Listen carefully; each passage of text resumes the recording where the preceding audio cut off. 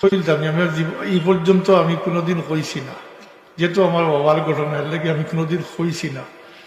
আস্তা মনে করে হই নিতাম, কইতাম একটা জি বাটি অঞ্চল লোক।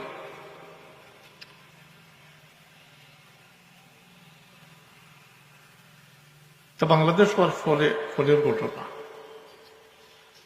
আজমিরিগঞ্জ, বৈরব থাকি নৌকায় আইসেন আজমিরিগঞ্জ, অনেক সবার আয়োজন করা হয়েছে।